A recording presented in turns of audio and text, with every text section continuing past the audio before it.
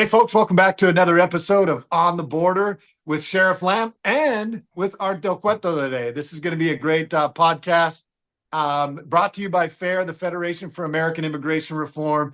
Make sure you go check them out at fairus.org.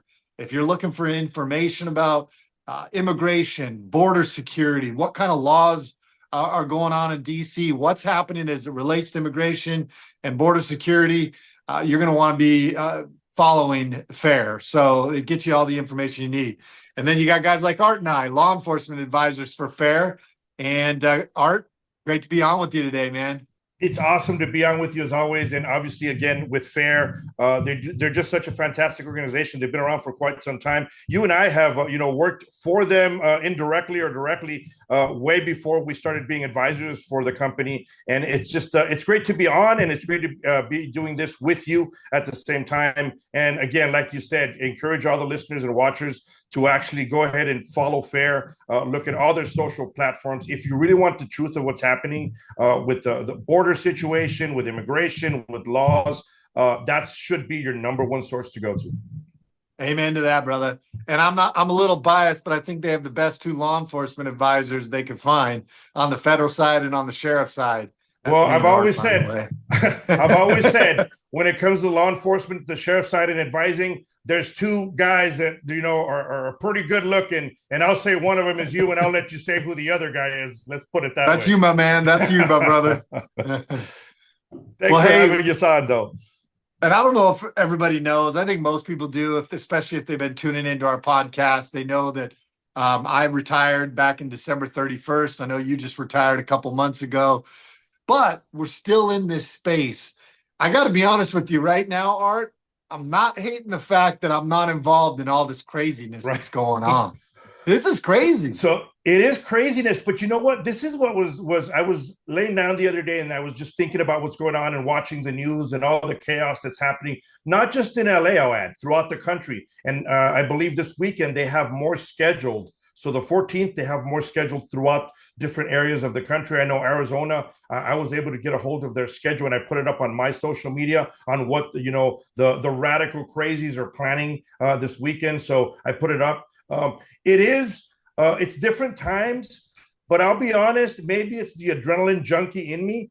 I still see these things, and I wish I was out there. But then I start thinking, man, if I was back out there, or if I re-enlisted, I guess you would say, how much would it take me to get in trouble? Because it is frustrating when I see it. And you and me have been out of the patrolling issue for 2 months only, or several months. But at the same time, I'm seeing what they're putting up with, and what Border Patrol is putting up with, and ICE, and other law enforcement in the area. And no blame on the boots on the ground, because I'm in direct contact with the agents, and they're calling me and saying that some of the actions by the local police officers has been very minimum. They're upset over that, but I know it's not them. It's the leadership. You know that aspect of it, because you were a leader in an organization that was running law enforcement, and you had to make the tough decisions. And unfortunately, I think the leadership there is not being very helpful. So yeah, I'm glad I'm not there, but at the same time, you get that little itch. I wish I was out there helping out. I'm the same way, man. I got that itch to be like, I want to be the sheriff that's standing in the gap, because I'm out. If you look behind me, I'm actually in the office of the sheriff in the conference room for Mobile, Alabama. And they were saying the same thing. They got the same alert that I guess some group, No More Kings, and other groups are out there actively putting together protests all across the country. And so it's not just going to be California. But you and I do a ton of media interviews, and I've been doing a couple lately. And I said, look, this is the problem in California. They're not going to have the same success in places like Alabama or Arizona or different places, because law enforcement is going to be the way we work with our federal partners is very different.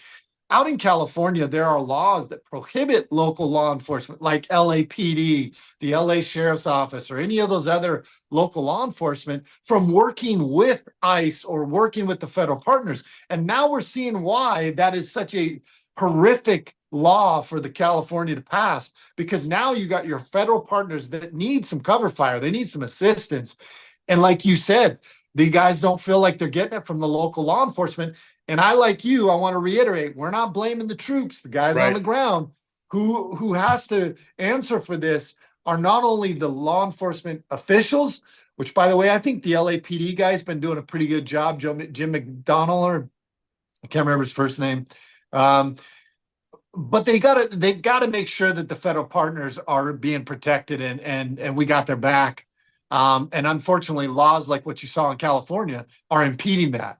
Do you see it the same way? No, it's exactly the same way. And there's a lot of criticism by a lot of people left and right. So obviously we don't want to criticize, the boots on the ground. But I've been doing this for a while where I criticize leadership all day long. So I'll continue to criticize them. But you're right. Look, it's different in California.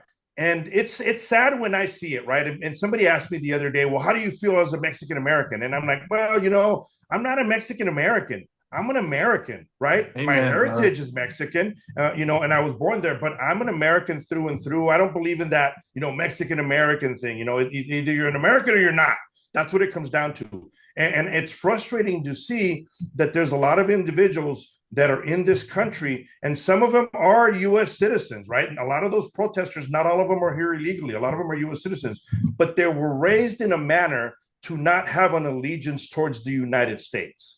And that is what's upsetting. So now moving forward that they've grown older, they feel that it's okay to wave the Mexican flag all while attacking businesses, attacking, civilians, attacking law enforcement, impeding traffic while waving a foreign flag. So when I see those actions, I think those individuals need to be charged with, obviously any law that they're breaking, vandalism, impeding, resisting arrest, whatever you can.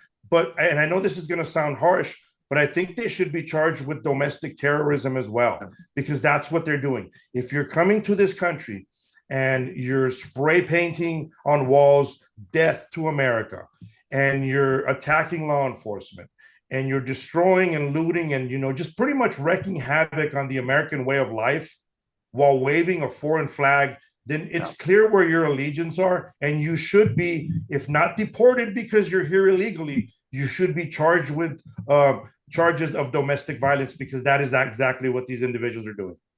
I agree with that 100%, Art. I'm going to take it a step further, because what's happening is, first of all, we got these people like they don't appreciate the country, but that starts with politicians on a national level who show hatred toward our own country, towards freedom, towards our flag. And I know a lot of people that are first generation or second generation, and they love this country. Right. But the folks that were born here and maybe multiple generations, they've been conditioned to hate America, not just by politicians, but by schools.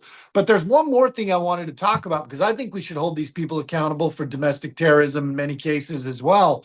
But who's paying for it? Because the majority of these people are paid actors. There are groups, and you guys know it from past, riots and past things like this. We know it. That these people, when you arrest them, they're not even from California, or they're not from Phoenix when you're arresting them in those areas. These are paid actors that are brought in. They are agitators.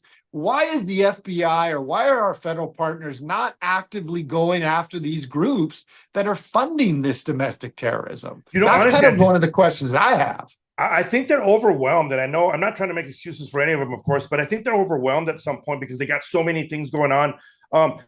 This as well as a lot of law enforcement. As law enforcement, we're sometimes handcuffed. So we're handcuffed to the actual rules and, the laws that we have to abide by. We can't just go and say, I know what they're doing, let's go after them. So I think that's probably the problem, is there's a lot of red tape there before they're able to act out on something. And unfortunately, while they're going through this red tape, these organizations are going to continue to wreak havoc.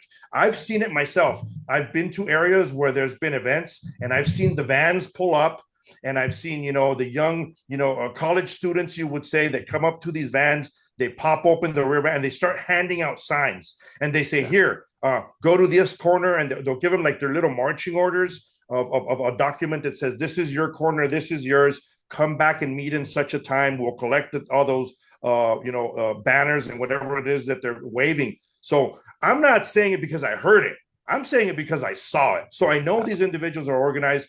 You mentioned the No Kings. information that's going out. That's the new organization that I hadn't heard from, but obviously they have put together a huge group. They're handing out, they're sending out emails, they're sending out text messages. So they're organized. It's an organized group that is doing this. They're also handing out information and instructions on how to deal with law enforcement.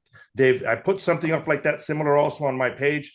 They're putting out there and they're saying, use these different obstacles to defend yourself. Use these other obstacles to defend yourself.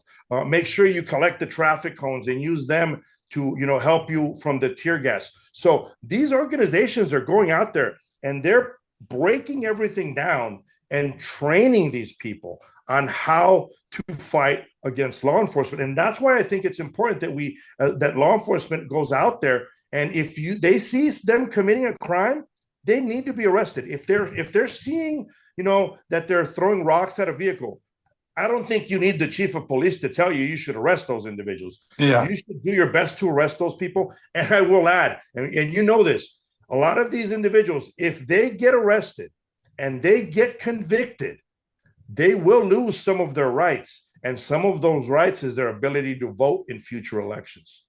Yeah, I agree. And they should be held accountable. Look, if you break the law, this is one thing that they've consistently said. Got it. Nobody's above the law.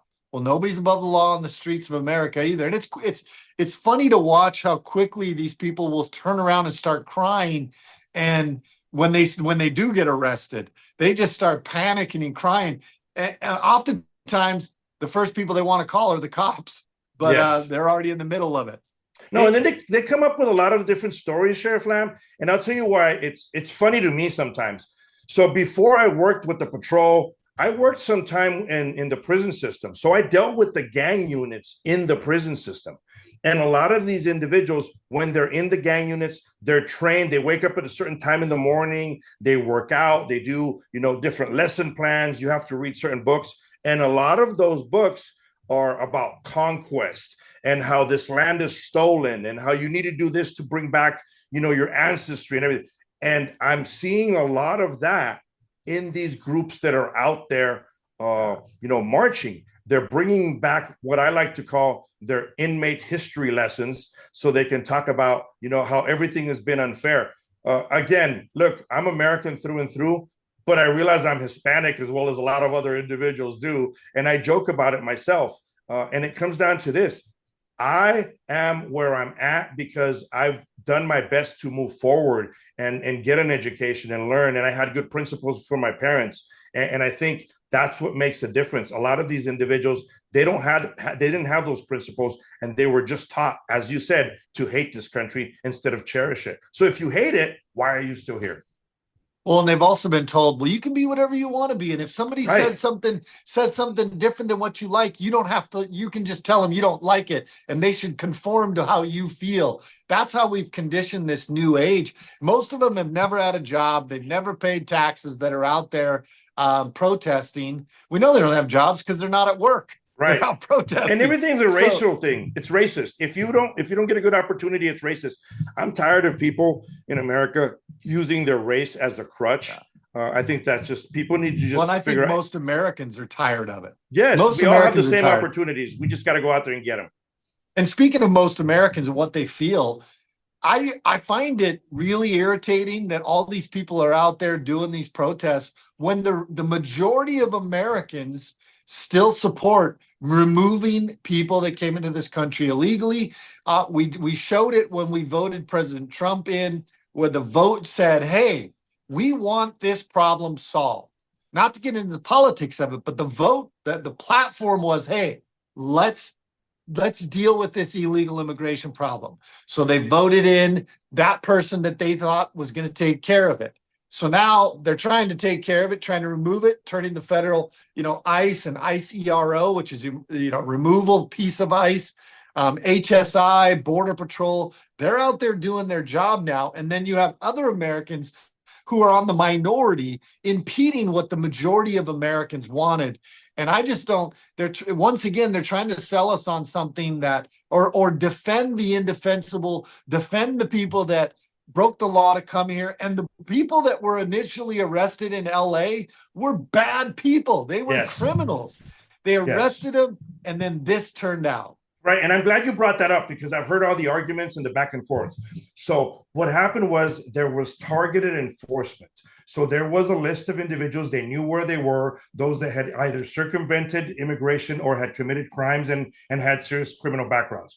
When that targeted enforcement gets done, what happens is a lot of these people that are here illegally and are on that list, they're living or they're residing or they're in the area where there's other individuals that are also here illegally. So, what is it that immigration and ICE have to do? They have to arrest those people as well. So then now you have that aspect. So then people were saying, well, I thought they were just going after the criminals.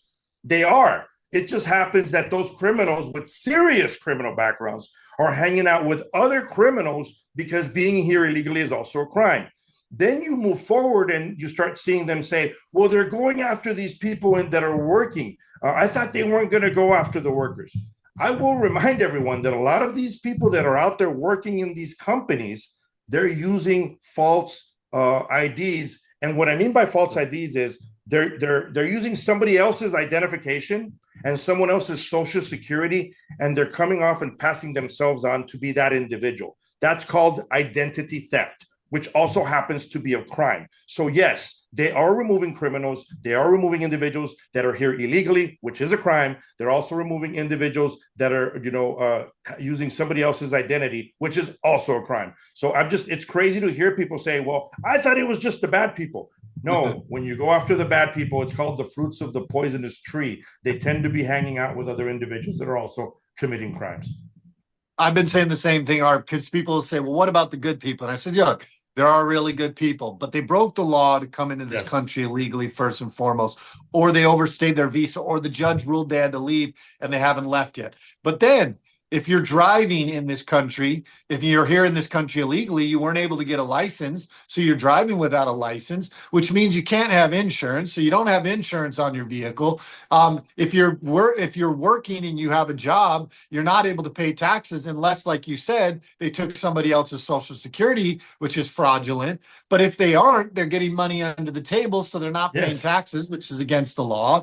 And then the list goes on and on and on of little tiny things that people want to ignore and say, oh, those don't matter. They do matter. What they are is it shows a significant unwillingness to follow our laws. And this is what happens when you come into the country illegally.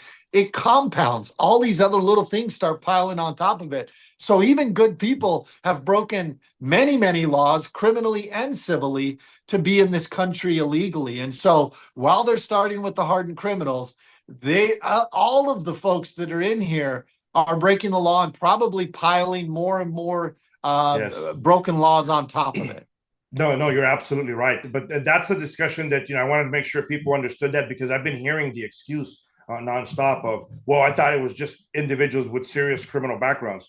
You gotta go after every single individual that's here illegally at the same time, and you're gonna run into those people when you're going after the serious crimes. That's just the way it works. You can't ignore one crime to enforce the other one, and that's what we're seeing. But it is unfortunate what we are seeing in Los Angeles. I'm aware that they're going to bring in the military down there, or the military is already down there.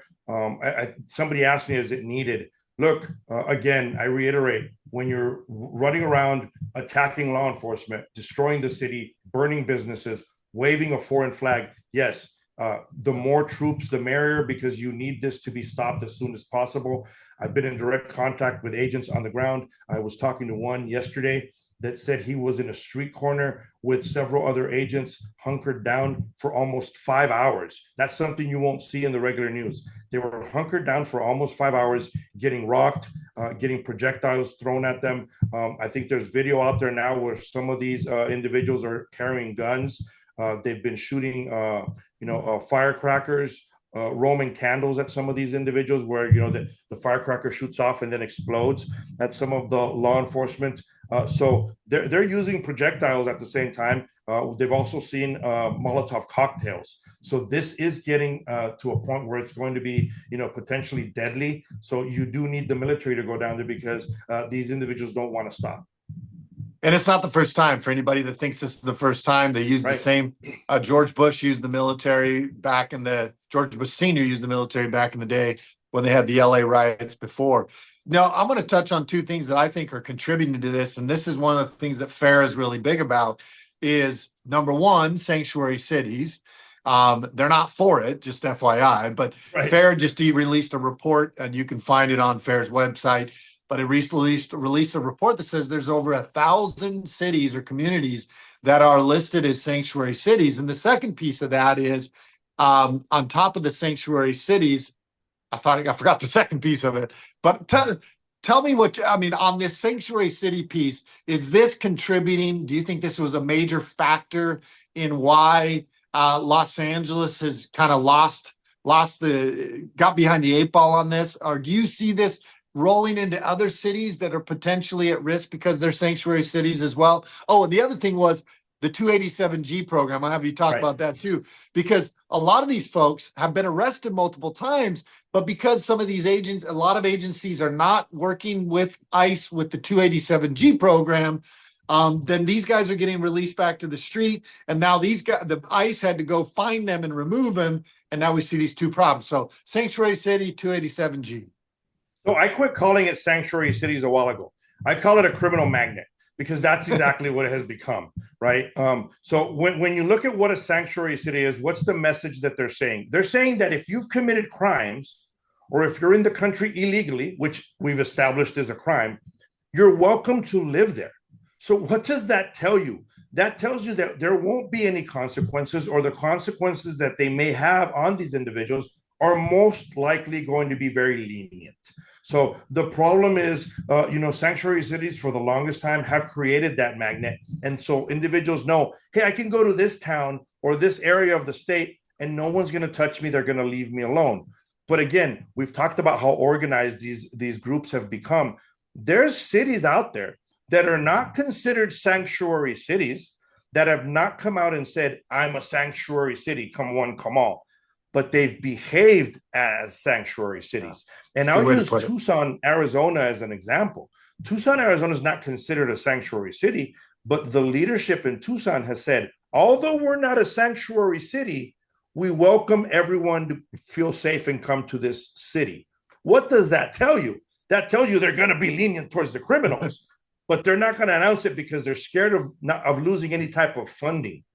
That's how it works. So how does, and I know I cut you off before you can answer 287, but talking on the sanctuary cities, how does Title 8 USC 1324 harboring, shielding, or concealing illegal people to be in this country illegally, how is that not being applied to these places that are hardcore sanctuary cities where mayors or governors or other elected officials are actively getting in the way? We've seen a couple judges arrested, but do you foresee the federal government or this Justice Department pursuing criminal charges under that code against some of these sanctuary cities, mayors, governors?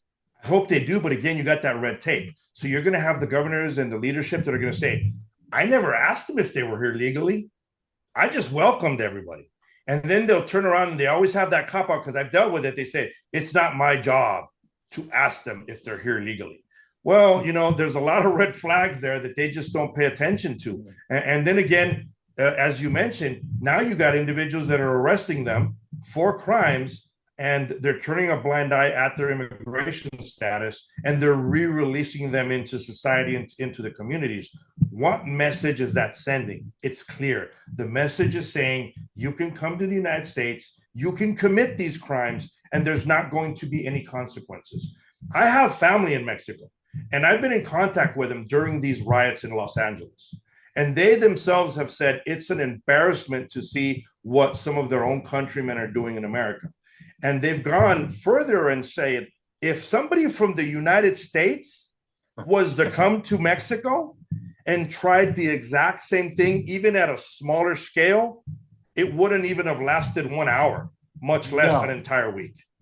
I lived in the Philippines, Panama, Argentina. I guarantee you, if I got on a motorcycle with a mask on and ripped around with an American flag and started burning that country's flag, not only they'd lock me up, literally lock me up. They wouldn't even care whether I broke a law. They would lock me up, and then they would tell everybody in there what I did, which would not go very well for me. Yes, that's exactly it. I want to say one more thing, because I think LA has people believing this is just about people from Mexico or with Mexican heritage. You know good as well as I do. I mean, while the folks from Mexico may comprise a significant percentage or a half or whatever, it changes all the time. Can you tell us, over the last 4 years, was it just people from Mexico coming in? We had individuals from 168 different countries that entered in the last 4 years. And when they turn around and they say, well, it's just the people from Mexico. Back when COVID was a thing, okay, and the port of entries were closed, there were people that lived in border communities that had acquired border crossing cards legally. They went through all the steps so they can have that border crossing card. Those are the people that would come across, and they come across often. They contribute to the economy, and then they'll shop in our stores, and then they'll go back to Mexico. That's a border crossing card. During the COVID times, guess who was not allowed to come across because of COVID? It was those people that were Mexican, that had the border crossing cards. Yet we were arresting people from 168 different countries. I'm talking Asian countries. I'm talking countries in Africa, countries in Europe, Central, South America, all over the world. We were arresting individuals, and they were being released in the country just by asking for asylum. That's what we had to deal with during the last administration. So now you have people from all over the world that are here. Right now, the focus has been on those individuals in Los Angeles, but you've been seeing the news. It's not just Mexican flags now that you're seeing waved out there. It's several other flags from other countries. So people are mobilizing, getting together, destroying the city, attacking law enforcement. Look, I know people hate to hear the word, and I said it a long time ago. I said, oh, it's an invasion. And people said, you can't say it's an invasion. They're not coming. Look, when you've come into the United States with the actual thought process that you're not going to have an allegiance to this country, that you still have an allegiance to the other country, and you don't have a reason to really remain here, or that you've grown your children and you've taught them not to love this country, and now you have something like this happening in a city in America, I don't know how else to call it but an invasion, and it's terrible. And that's why we need the right laws in place to make sure that these things don't happen. And at the same time, our law enforcement needs the right support from the leadership all the way to the bottom. They need to be able to, that they feel secure in their job and they can perform these arrests. Sanctuary cities have been that big magnet. Now we need to try our best to get away from that and arrest the people that have taken advantage of the loopholes in the laws. I love it. And look, I was always confident in using the term invasion because I know what the definition of it. The definition of it from the dictionary is an incursion of a large group of people into a sphere or place of activity, check, or an unwanted intrusion into somebody's domain, check. Both of those things apply. Pretty simple. The other thing that compounded this, which made it even more, was they were all military age men. They were men coming in from the ages of 15 probably to 35 predominantly, that were in many cases even look like they could have been military or look like they were criminals right out of somebody's jail coming from these other countries. So definitely a problem for us in this country. Simple, and now we're dealing with it. If there's harm that's going to come to you and your family in a particular area that you're living in, and you want to leave that and not, have harm come to you and your loved ones, you pack up your things and you take your family with you. You don't go by yourself and you leave your family behind. You're not escaping something. You're not running away from something. You're running to something. And I think a lot of what we're seeing now is a lot of individuals that ran to something, and this is what they were running to. Such a great point. Such a great point. So we're seeing these riots now. There's, obviously intel that they're gonna. I don't want to say necessarily riot, but they certainly have called on all these people to show up to all these different cities. I think it's this Saturday. Do you see any of this deterring this administration's mission to remove people that came into this country illegally? And if you do, how do you see what's happened over the last, whether it's the judges making these rulings or whether it's these riots? Because what I see this as an intentional effort to impede this administration from being able to do what the people want, which is remove people that came into this country legally. And the other piece is now these riots are once again impeding these agents from being able to actually go out and get people off the street and remove them. So do you see that are they achieving their mission? And do you think the administration is going to be able to push through this? I've spoken to several within the current administration. I've spoken to Tom Homan. It's not a fact of them backing down. It's the fact of, are they right? Are they enforcing the law? And that's what, this administration is doing. So I don't see them, ignoring the law. I don't see them being lenient on not enforcing the law. I see them moving forward because it's the right thing to do, and they've seen too much chaos the last 4 years. And unfortunately, you're going to have a lot of individuals out there that are going to try to twist it, either on social media or on regular media, and put out their own narrative. We know the truth, and that's why I think it's important that we continue to spread the news, continue to spread knowledge to people. People need knowledge. That's what it comes down to. They're not aware. You'll hear people say, "Oh, well, they're arresting this poor worker at a factory," and then you explain to them that poor worker at a factory is doing identification theft. And when they realize that, they say, "Oh, okay, now it makes sense." That's what it comes down to. We need to continue to educate them. That's why it's important that we continue to do what we do here for the Federation for American Immigration Reform, is educate people, spread the knowledge, and people need to realize, look, this is what the truth is. It's not about race. It's not about one-sided politics. It has to do with following the law and making sure that people are educated as to what the law reads. Exactly. Well said. And look, I've always said, if this is an old adage, if they're shooting at you, you're over the target.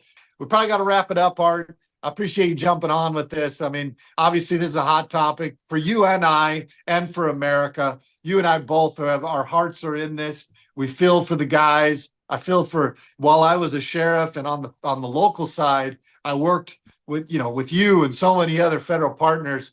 And so it breaks my heart to see these guys having a tough job being made even exponentially tougher because of ignorance, because of bad politicians pushing out stupid comments like calling ICE the Gestapo, which only throws fuel on the fire. So I guess what I say to you is, do you have any words of encouragement, hope, wisdom, anything, parting words for the agents and the law enforcement guys out there in the trenches right now? Yeah, I mean, just keep the hope, keep the faith. Don't let that go away. Obviously, you have more troops that are going out there to assist. I think they need to realize that there's a lot of people that love them, and you know this because you've dealt with this as a law enforcement officer, just like I have. You go to work every day, and a lot of times you just see the ugly. And you don't pull somebody over and they say, "Hey, man, great day. I'm so happy you pulled me over," right? You always see the negative of it. And at the end of the day, they need to realize there's a lot of individuals out there that really care about them. I talk to them all the time. I've said it many times while I've worn the green uniform. All we want is our country to love us as much as we love our country. That's all they're asking for. And they're doing a job. They're following the laws, and they're trying to make sure that our country's protected, not just now, but for future generations. And well said, Art. Amen to that too. And God bless all of you troops out there that put on the badge for going out and doing this job. Trust me, 2 Kings 6:16 is said, and he answered, "Fear not, for they that be with us are more than they that be with them." And you got to understand that the majority of the Americans stand with the men and women that put on the badge every day, whether you're wearing green or blue or tan, whatever it is, federal, state. We support our law enforcement, and our prayers are with you guys right now. Keep doing God's work, and we'll come out of this on the other side. That's right. Amen. And I hope that we come out of it as a better country. I'm a little I'm a little frustrated with where we're going as a country right now, but I think we've got to get the train back on the track. Art, man, it's always good talking to you. We're gonna have to do this again on. We'll probably have to monitor this over the next few days and see what's going on. We may have to jump on another podcast and give some updates out to the people out there. But for now, folks, thanks for joining Art and I on the border with Sheriff Lamb and Art Del Cueto, and we'll see you next time. And make sure you go to fairus.org. That's FAIRUS.org. Make sure you follow and donate a little bit of money. This is how we're able to bring you podcasts like this. So God bless everybody. Any parting words, Art? No, just God bless and stay safe. Thank you, everybody.